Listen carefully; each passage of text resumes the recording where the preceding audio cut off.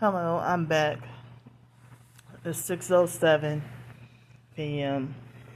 and they're trying to make my right leg hurt again. So, excuse me.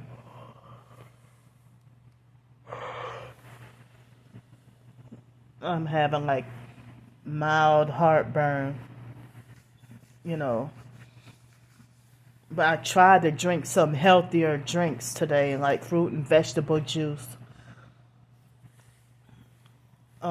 I don't get to do that much with my homeless situation. So I don't think I mentioned it in a previous video, but tomorrow I have to check out the hotel room and be back out on the streets. And I'm not even, yeah, I'm earlier I saw some big jackets and coats at fake Walmart, and I wasn't even sure if I could afford to get it or if I had enough money to get a big coat, you know. I mean, I think I should have got it anyway, you know. And then I heard that later on this week and next week it's supposed to be really cold, you know. So I hand washed my other clothes that I've been wearing for 2 months. I mean, I hand washed those. This shirt, it feels uncomfortable on me, but I'm pretty sure I probably can get another shirt or a different kind of shirt. But I wanted to say this though. Many people in the so-called TI community, you know, they didn't want to believe me that the neighbors were perping me when I had that place to live for a month. They had, like, all the signs were there that the neighbors were perps. And y'all profess to be targeted, but you take sides with them or defend and agree with them and try to gaslight me and lie and say that that the neighbors were not perps. You know, so also after I became back homeless again, many people stopped liking and following or supporting my YouTube and TikTok videos. Many people unfollowed and blocked me. I had arguments and altercations with certain people, and they falsely believe that I just got mad at neighbors for blasting loud music and just broke the lease and gave up my apartment. And that is the fake TI perps and the regular perps, you know, and people with narcissistic personalities. They all have that false belief about me. But I've been documenting every day my dealings with the perp neighbors and the gang stalking, all the documentation.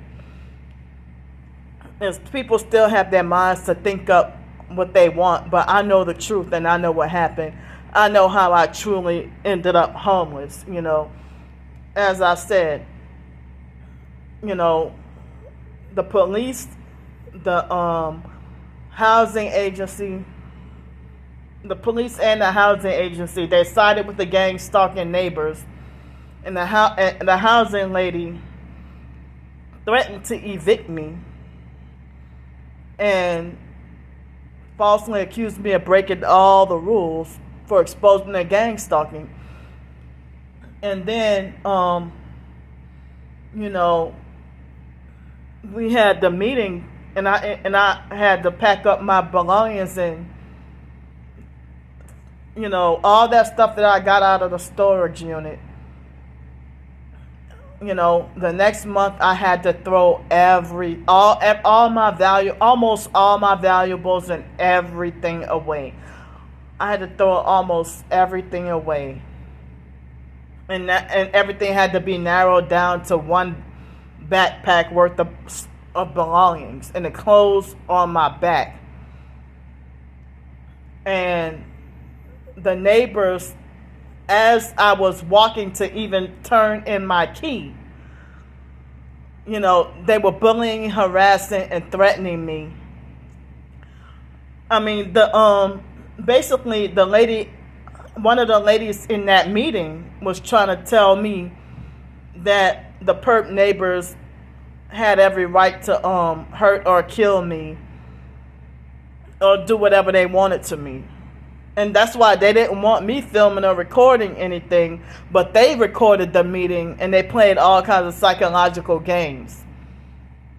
They must have felt threatened by me, the fact that they did not evict me, and instead they strongly suggested that I leave and urged me to leave and wanted me gone, and made it like as if they would just let me out of my lease. They urged for me to leave. And they wanted to have me wrongfully evicted.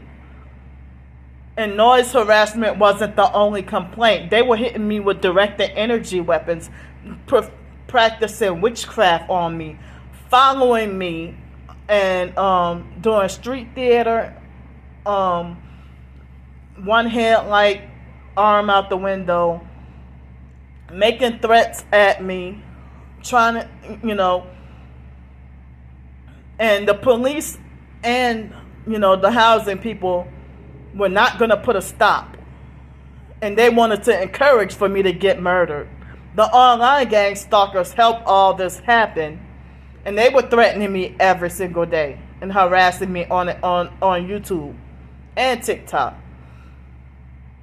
So they were bullying, harassing, and threatening me. And, the fact that they almost were trying to kill me as I was leaving. And then the Freemason perps were around to monitor and watch everything, hoping that they can watch me get killed. And then I come here to New Orleans, my hometown, get treated like I'm super unwelcome. And when I had to be on the streets and people picking arguments and fights with me and making threats to assault or death threats at me almost every day.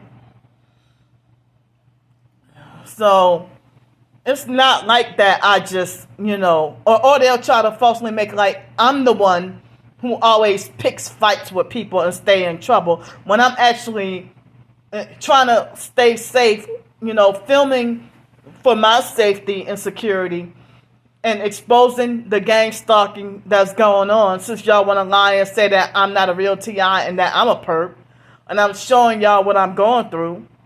More than half of y'all falsely accusing me. Y'all not even being sabotaged. Y'all not even suffering. Me being wrongfully banned from everywhere. So it's not, it didn't happen that, you just broke your lease and left because you were mad because you didn't like the neighbors playing music. It was way more than that. I did not even voluntarily leave. And they made it like as if you didn't break the lease, but we'll just make it like as if you never had an apartment here. So they were trying to intimidate me, but at the same time, they felt threatened by me. I almost lost my life, almost got murdered that day. And then right when I was turning the keys, about to end up homeless, and I had to end up back homeless again, and I lost everything. Had to throw everything away because I couldn't get another storage unit. I had to act fast. And so, I'm surprised that I have not mentally caved in yet. As far as, but I'm feeling like I'm on the verge of like a serious meltdown or something. And then still being tortured with weapons and they're trying to kill me.